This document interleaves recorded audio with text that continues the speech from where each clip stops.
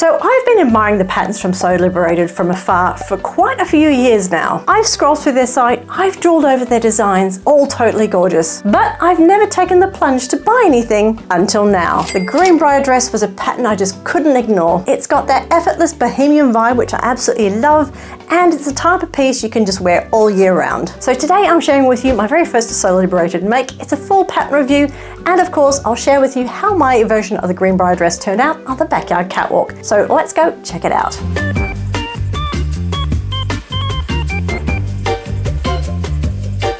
Hello and welcome back to my channel. My name is Kate and this is Ripper Seams. So I've got to admit, I am definitely a lurker when it comes to sewing pattern companies. I will constantly be going to their websites over and over again, looking through all the wonderful designs, picking and choosing which ones I may want to make in the very near future, ultimately buying the ones I want. But there are certain ones which I absolutely love, but I just feel like it's not the right time to make them. And that's exactly how I felt about Sew Liberated. I've heard so much love for this pattern company. So many beautiful makes have been coming out of them. I have been tempted so many times to buy patterns from them, but ultimately ended up emptying my cart. That is, of course, until May this year when they released their Greenbrier dress. And yep, it tipped me over the edge. I had to get this one because not only was it going to be a really good dress for summer, it was definitely one of those pieces I could see being layered up, really cozy for those colder weather moments, those autumns, those winters, nice big coat, nice big scarves, the perfect kind of styling that I absolutely love. So yes, my very first purchase from Sew Liberated occurred, and I'm very glad it did. So what kept me going back to the Sew Liberated website was the fact that all of their pieces work really, really well together, and you can see yourself mixing and matching those designs together in your own wardrobe. They're very natural and organic silhouettes. They work well in so many different fabric bases. Very, very tempting, and I could see how you could build a capsule wardrobe just purely off the Sew Liberated designs. The one pattern that was really hitting a note for me was the hinterland dress. I know a lot of people absolutely love that. So many lovely different ways and versions that you can sew that one up, and the only real reason it didn't grasp me fully was the fact that it was very similar to the Darling Ranger's dress by Megan Nielsen, which I'd made and absolutely love. So I thought I don't have another place for a similar dress just yet. But then they went and released the Greenbrier dress back in May, and there are so many different design features on this dress, made it really stand out from all the other ones that I'd seen lately, and I had to go make it, and I'm very glad I did. So being a pattern review, I'll take you through all the details for making up this lovely dress. I'll fill you in on my choices and experience of making this particular pattern up, and then of course you get to see it on me, on a human body, seeing how it all moves on the backyard catwalk. So let's go check out all the pattern details for the Greenbrier dress.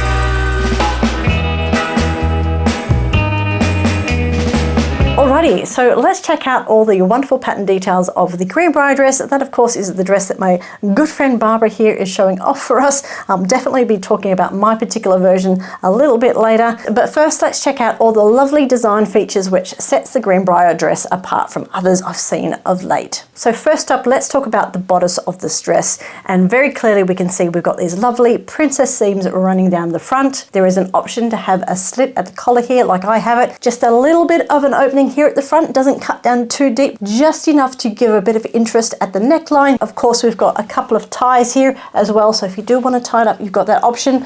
Me personally, I'm just going to let those dangle. The alternative view to this is to actually open this all the way up down to the waistline, put a button placket in there, and then you've got lovely little rouleau loops to attach your buttons on the front, just giving a little bit of a different design detail there if you want it. So there are two different ways you can style the front bodice. But what I think is the absolute standout for this dress is those grown on sleeves and all the gathering details that comes into play when you attach them. So these are these lovely sleeves here. As you can see, it is a lovely L-shaped piece that gets fully incorporated into that front bodice of the dress in one piece. But there's all this lovely gathering running from all the way here over the top of the shoulder and round to the other side. Really, really pretty, and it hangs nicely. It just gives that nice, really airy kind of boho vibe to it, and a really, really nice design feature. The sleeves themselves you can finish in two different ways. I've actually decided to keep them fully open, which is one of the options. The other option is to gather that sleeve in a little bit and kind of put a bound cuff on the end, kind of like the dress I'm actually wearing now, where you've got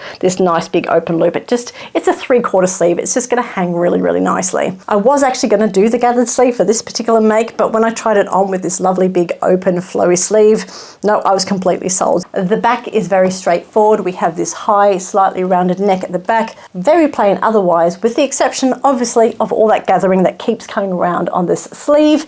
right up to the same point on the back as it is on the front. Now, as you can see on Barbara from the back here, it is quite high-waisted. That's running around to the front. It's just above the waist, but not as high as some other high-waisted makes. Hope Dress, for example, by Style Like That is definitely a lot higher than what we've got here. I actually think it sits really nicely. It still gives you some waist detail on there. This is definitely a dress with a lot of positive design ease, so there is a lot of room around that waist, but I think where it's placed, it does give you that sense of that waist there, even though there is quite a lot of room. I really like that. I really like having some sort of definition of where my waist is. It does flare out just a little bit, obviously, with this gathering. So for me, this is perfect. You can still get that loose fit without being too loose. When it comes to the bottom section, there are two different options. You can either have a midi length skirt, which is just past the knees, or you can go for the shorter version just above the knees. So depending on your preference, the pattern itself will have those two different options in there. Of course, you can put that hem wherever you like.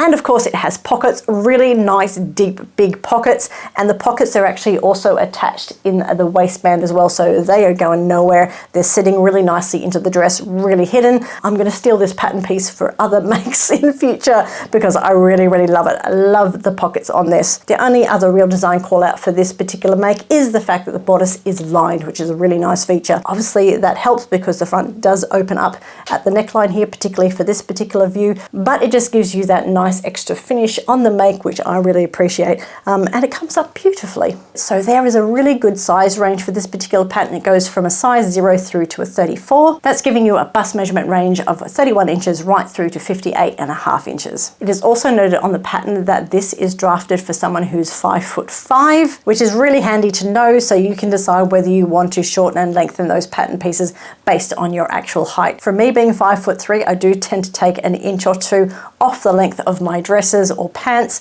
I did take some length off that bottom hem, and I'll fill you in on what I did there a little bit later on. This dress is also drafted for a C cup, and there is some instructions on there if you need to do a full bust adjustment. But I do have to call out that there is a lot of positive design ease, like I mentioned before, especially around this front area here with all this ruching. There is actually quite a lot of room here, and obviously at the waist there is quite a bit going on, and obviously with the skirt you've got a lot of gathering. So there's also lots of room to play with your fabric choices here, although I do have to say that with all this lovely gathering detail, something with a bit of flow, a bit of drape is definitely going to be winning here. So first up, you're going to be looking for your rayon or viscose chalets, your cotton poplins, some chambray, maybe a bit of linen. They're all going to work really, really nicely. I think something in a really nice silk charmeuse is going to look absolutely stunning in this particular silhouette, but I also think this is going to be a good one for color blocking and maybe using up whatever scraps you have, because you have these lovely front and back panels which can be mixed and matched along with what you have with your sleeves. You can have different sleeves to the front. You of course have lining, which is visible as part of the design, not to mention the lovely skirt panels in the pockets as well. So if you've got lots of scraps and remnants which you're not too sure what to do with, this is definitely one to add to the list. Notions wise, there's not much that you need here. You need a tiny bit of interfacing just to stabilize the neck edge. You need some buttons if you're going to go for the buttons view, and that's pretty much it. You're going to need your fabric, you're going to need your thread. The pattern itself is a PDF file, but within that you get a print at home option, you get a copy shop A0 option, and you also get a projector file as well. So lots of different ways depending on how you want to print out your pattern. I don't believe there is a printed version, so you will have to go digital for this one. So that's all the in-depth details of the Greenbrier dress pattern. Let's now talk about my specific make.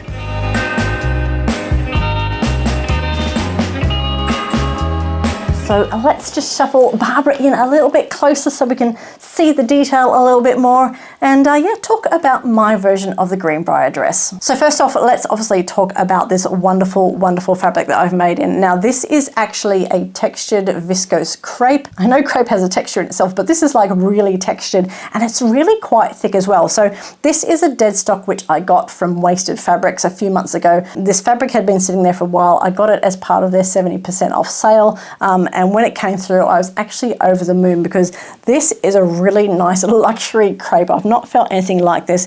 In fact, it reminds me of the silk crepes that you get from Japan, and so much so that it's even got somewhat of a Japanese design on it with these lovely kind of little printed flowers and tiles all over it. So it is giving me strong kind of a Japanese kind of vibe to it, which I absolutely love, by the way. So yeah, this fabric is absolutely divine. It's got a real weight to it. The texture is really nice, and it's really, really soft. It's quite different to a regular crepe. Obviously, being viscose, it is giving all the really nice drape on here, and because it's quite heavy, it's definitely pulling everything down. So I really appreciate how this dress came together based off this fabric choice. I think the print itself is just lending really, really nicely to the nice style lines of this particular make. For me, I decided to go for the view with this lovely neckline here with the ties. Open necklines with ties are definitely something I'm drawn to, so this was a no-brainer. The other view with the buttons is also cute. I'm not a fan of ruler loops and buttons. I might go there in the future because I do like this dress and I will make it again. But yeah, ruler loops, not a fan, so who knows if I will go down that path. Maybe, maybe not. But this particular view, absolute winning. With the sleeves, like I mentioned, I was umming and ahhing about whether I wanted to put the cuff on there, but when I tried it on with the more open cuff, I absolutely loved it, and you thought, well, I can do what I want. I'm sewing it myself. I'm going to leave it open. Like I said, you've got options. Sizing wise, I decided to go for a size 10 for the top to the bodice, and then grade out to a size 12 at the waist and obviously to the hips. I didn't need to do that. There is heaps of ease in this dress, and I could have kept it as a size 10 all the way through. It fits me beautifully as it is.